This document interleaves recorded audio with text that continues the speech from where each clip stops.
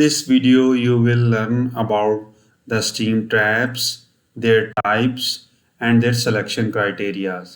And you will also know that if steam trap doesn't work, how it impact on the financial loss or the economic impact of the process.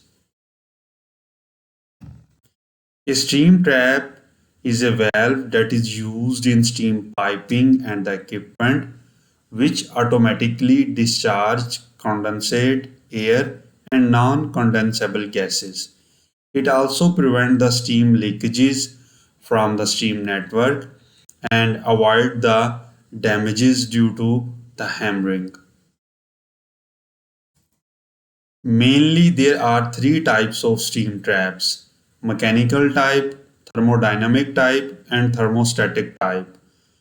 While mechanical type, which are sensible to density changes, are further divided into float trap, inverted bucket, and open bucket trap. Similarly, thermodynamic type, which are sensible to velocity changes, are further divided into orifice plate, disk type, and the impulse type steam trap. And the thermostatic type, which are sensible to temperature changes, are further divided into bimetallic and balanced pressure, which is also called capsule type steam trap.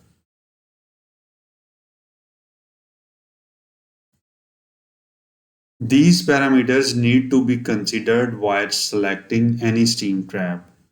First one, the application type, that whether this steam trap will installed on pipeline or exchanger or reactor or for the tracing line. Second is the capacity, that how much condensate load this steam trap will handle. Third is the operating pressure at the inlet of the trap and outlet of the trap to the condensate network. Fourth is the condensate discharge pattern, that either it would be a continuous discharge or intermittent. And the last one is the steam network pressure and the temperature.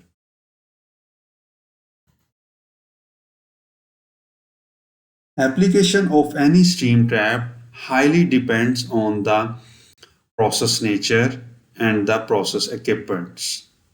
For example, thermodynamic steam traps are widely used in steam main and the distribution lines, drip legs on long pipelines, and the multi-platen presses, which are widely used in garments and the tire industries. While thermostatic type steam traps are considered best choice for tracing lines, jacketed pipes, autoclaves, and sterilizers. Similarly, float thermostatic type are considered a best choice for evaporators, heaters, process vessels and the reactors, storage tanks, dryers, and the separators.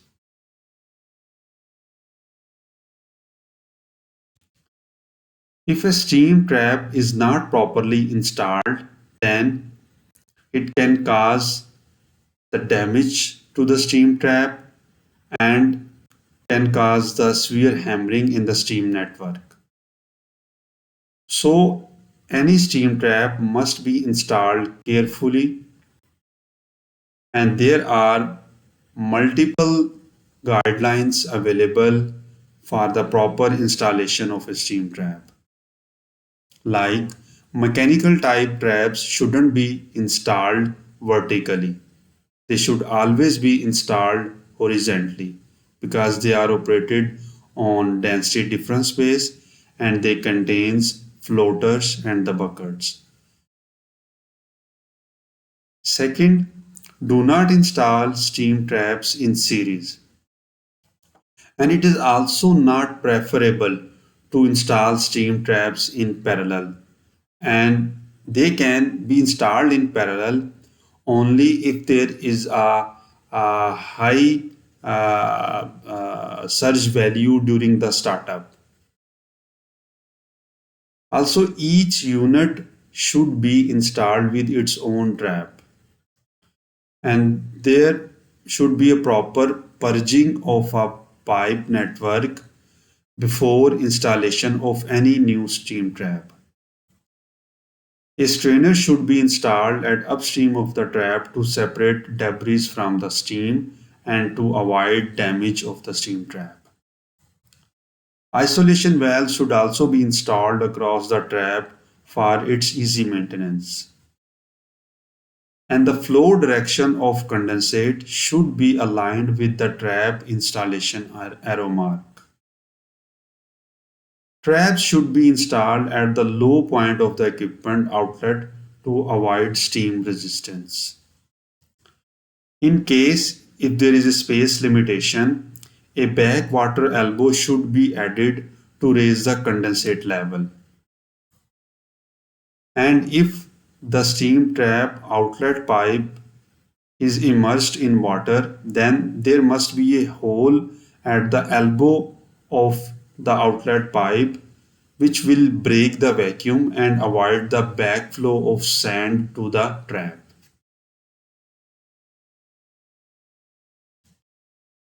Thermostatic traps required greater than 1 meter distance of non-insulated subcooling pipe at upstream of the trap. In case of downstream of the trap, different pressure lines should be recovered separately because the intermixing will cause the hammering in the line and they can cause the damage to the steam trap. Condensate recovery pipeline downstream of the trap should not be upward because it will create a risk of back pressure. Check valve should be installed downstream of the trap to prevent the backflow from the network. And to install the traps on steam piping, the main piping should have a condensate collection well close to the radius of the main piping and then lead to the trap with a small pipe.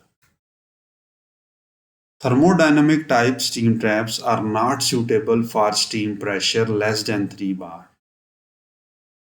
And also the thermodynamic traps should not be used for exchangers and the reactors because they are not suitable for air purging. And the bucket traps shouldn't be used where a pressure fluctuation issue exists in the downstream network.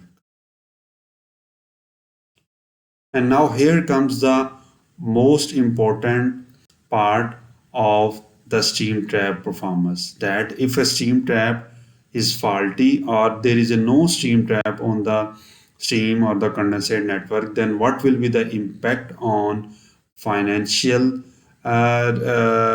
loss and what would be the impact on the overall cost of this running process. Here is the overview of a calculated impact, that how much financial loss can be go higher side when there is a faulty steam trap or there is a no steam trap. In first step, for this calculation, in the first step, we determine the orifice area of the steam trap using Bohr diagram and using the formula of A is equal to pi by 4d square. And in the second step, we calculate the steam flow rate using this formula.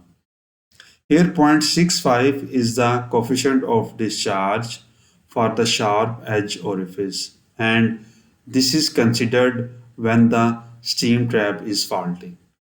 A is the orifice area and the P is the upstream steam pressure. And in the third step, we convert this steam loss into the fuel cost. Latent heat of steam and the calorific value of fuel is used and the quantity of the fuel is calculated. This quantity of fuel is then multiplied with the number of operating days and the unit price of the fuel, and ultimately we will get the total monetary loss because of the faulty steam traps. And if there is a no steam trap on the pipe network, then the pipe outlet acts like full bore opening and it leads to a massive loss.